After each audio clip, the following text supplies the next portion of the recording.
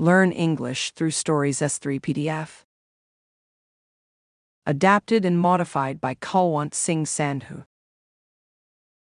Contents: The Secret Garden Chapter 3. Across the Moor. The Secret Garden. Chapter 3. Across the Moor.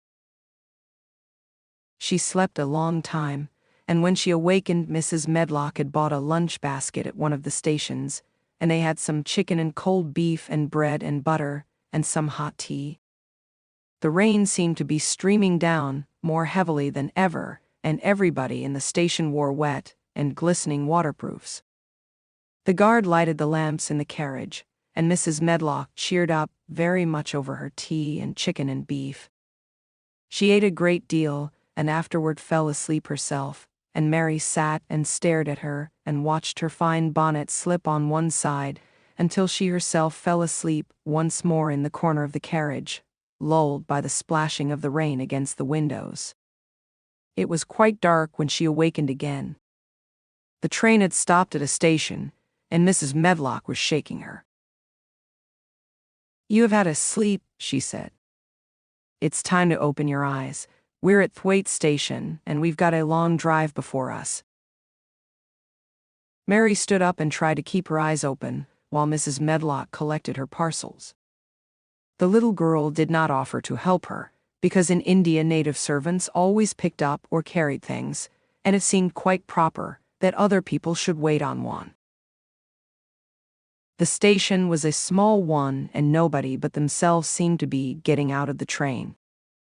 The station master spoke to Mrs. Medlock in a rough, good-natured way, pronouncing his words in a queer, broad fashion, which Mary found out afterward was Yorkshire. "I see that's got back," he said. "And that's brought yo ungun with thee."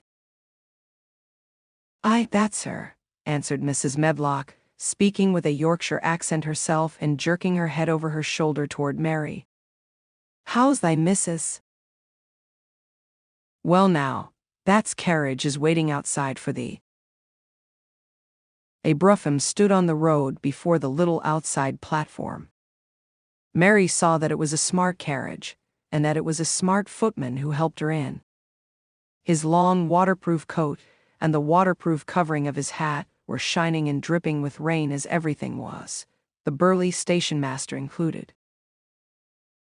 When he shut the door, mounted the box with the coachman, and they drove off, the little girl found herself seated in a comfortably cushioned corner, but she was not inclined to go to sleep again. She sat and looked out of the window, curious to see something of the road over which she was being driven to the queer place Mrs. Medlock had spoken of. She was not at all a timid child, and she was not exactly frightened, but she felt that there was no knowing what might happen in a house with 100 rooms, nearly all shut up, a house standing on the edge of a moor. "What is a moor?" she said suddenly to Mrs. Medlock. "Look out of the window in about 10 minutes and you'll see," the woman answered. "We've got to drive 5 miles across Missel Moor before we get to the manor. You won't see much because it's a dark night, but you can see something." Mary asked no more questions, but waited in the darkness of her corner, keeping her eyes on the window. The carriage lamps cast rays of light a little distance ahead of them, and she caught glimpses of the things they passed.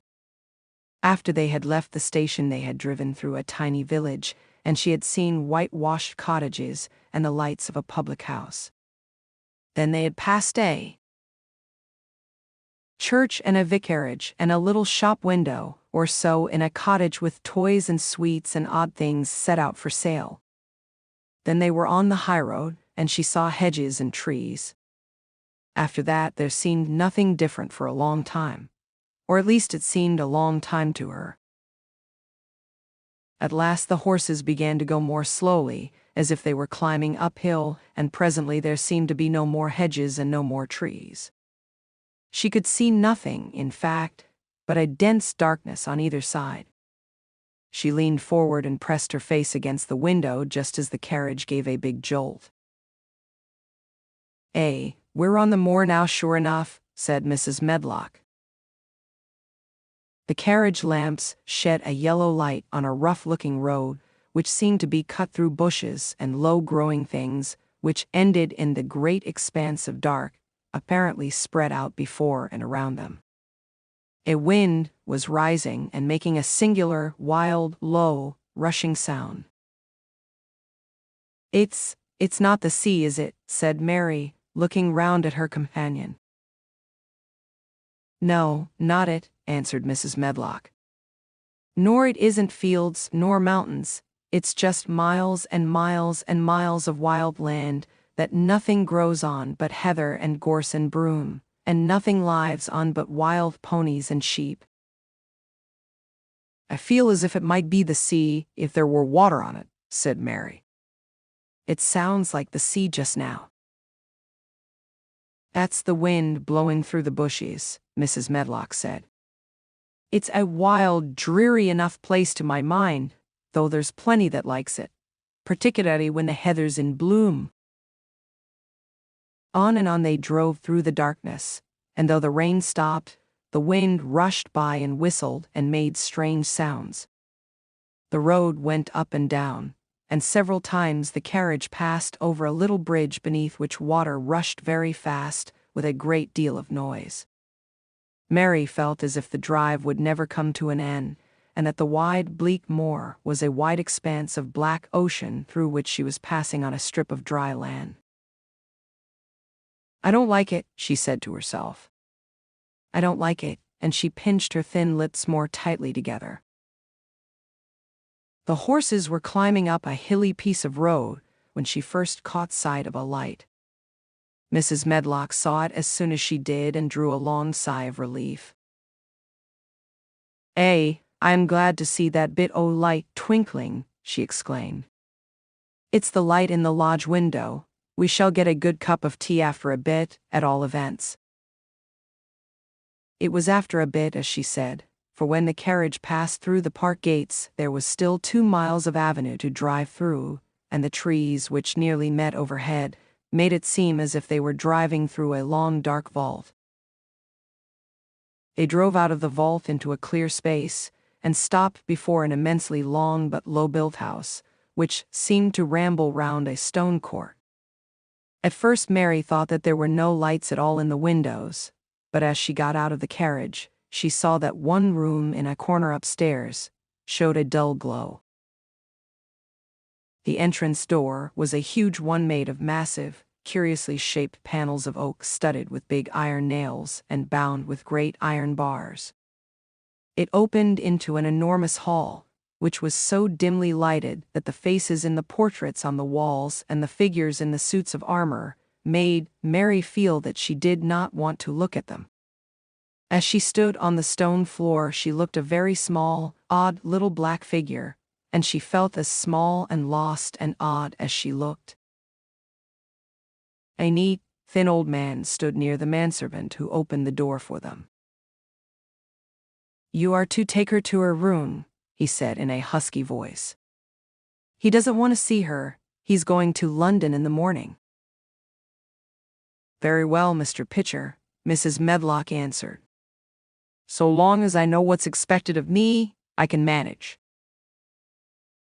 "What's expected of you, Mrs. Medlock," Mr. Pitcher said, "is that you make sure that he's not disturbed and that he doesn't see what he doesn't want to see." And then Mary Lennox was led up a broad staircase and down a long corridor and up a short flight of steps and through another corridor and another, until a door opened in a wall and she found herself in a room with a fire in it and a supper on a table. Mrs. Medlock said unceremoniously, "Well, here you are. This room and the next are where you'll live, and you must keep to them. Don't you forget that." It was in this way Mistress Mary arrived at Misselthwaite Manor, and she had perhaps never felt quite so contrary in all her life.